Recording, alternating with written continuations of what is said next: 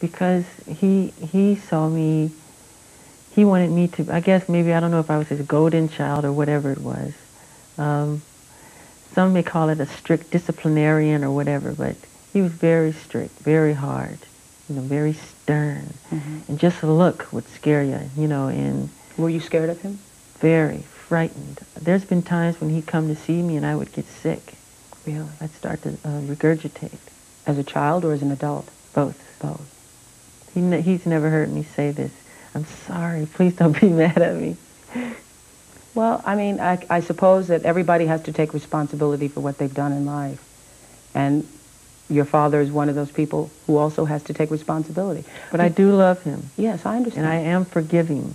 Yes. I don't go But around can with you the really chip. forgive? I say this on my show all the time. Can you really forgive if you haven't gotten angry?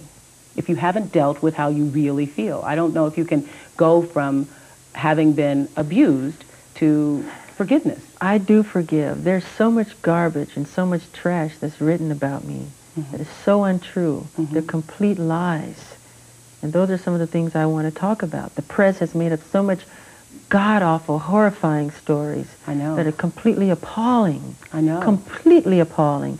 And so far from the truth. And it's made me to realize the more often a person tell a lie, the more times you hear a lie, I mean, you begin to believe it. If it's told often enough, you start to believe it.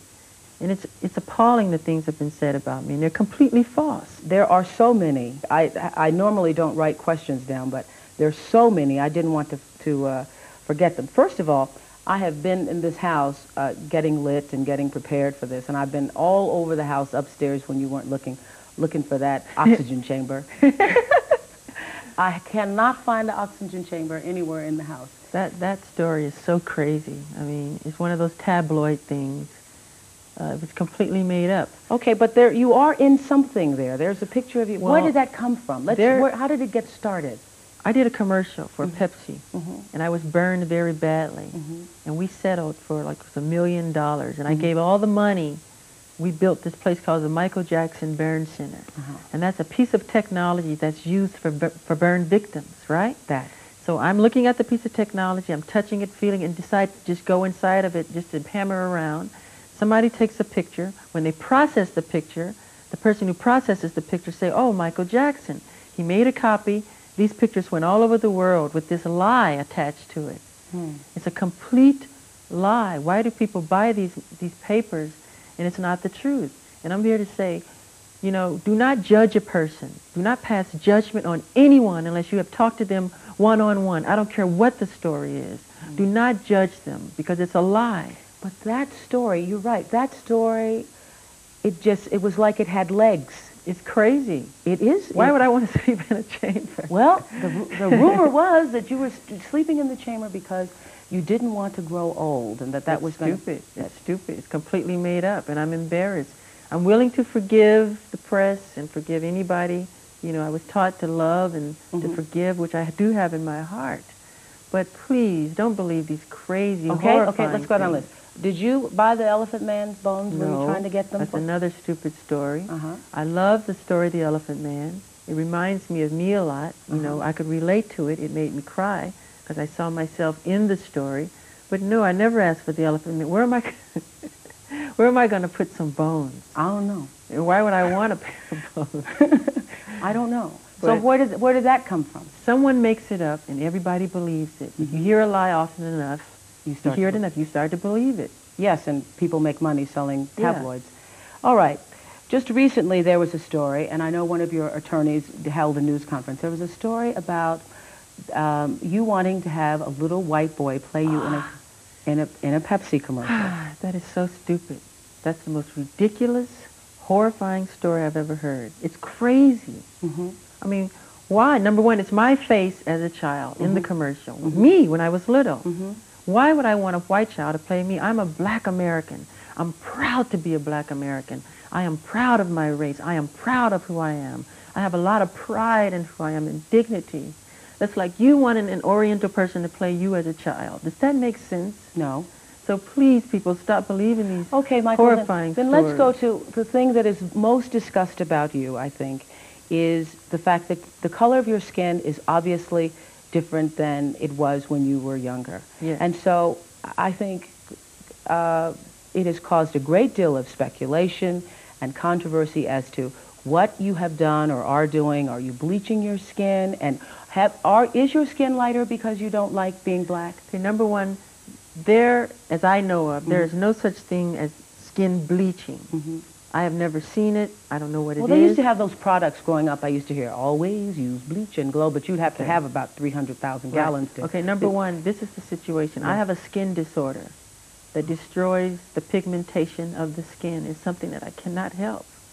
Okay, but when people make up stories that I don't want to be who I am, it hurts me. So it is. It's a problem for me, okay? I can't control it, okay? But what about all the millions of people? Let's reverse it. Okay. What about all the millions of people who sit out in the sun to become darker, to become other than what they are?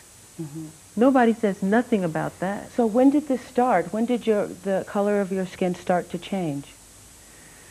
Oh boy, sometime after Thriller, around Off the Wall Thriller. And what did you think? I mean, it's in my family. My father said it's on his side. I can't control it. I don't understand. I mean, it makes me very sad. I don't want to go into my medical history because that's something that's private. But that's the situation here. So please, when people see something like that. I just want to get this straight. Yeah. You are not taking anything to change the color of your skin. Oh, God, no. You did not purposely. We're trying to control it, and using makeup evens it out because it makes blotches on the skin, and I have to even out my skin. But you know what's funny?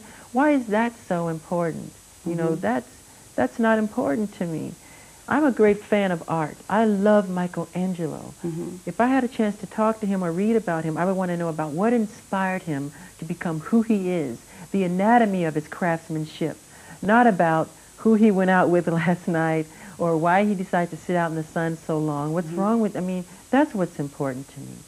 How much plastic surgery have you had? Very, very little. You can count them on 2 fingers.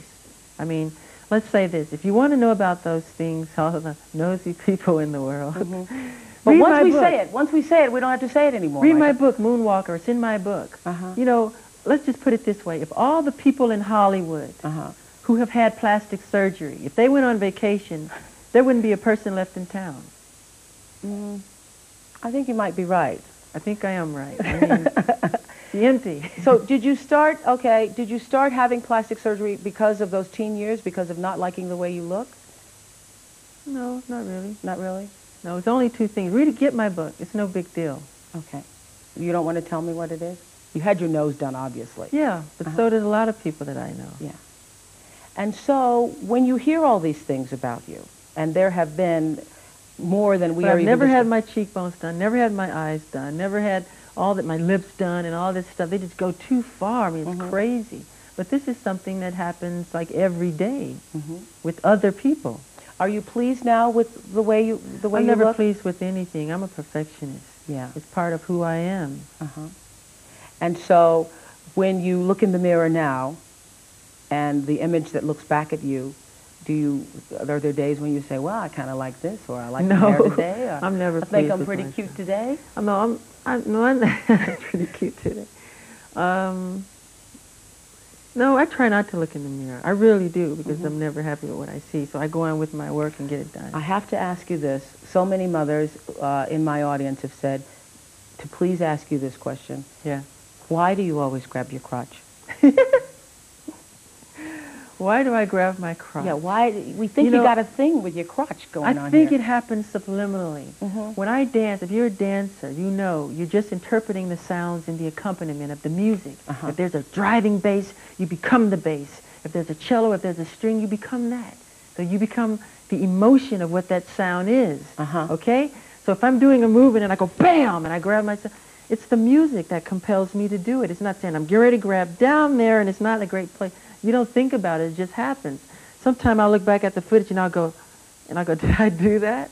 Yeah. So I'm slave to the rhythm. Yeah. Okay? I think the alarm's going off in the house. I don't know why. But we're going to fix it in a minute. We're in live television, so we're going to go to break. These things happen. We'll be right back. Okay.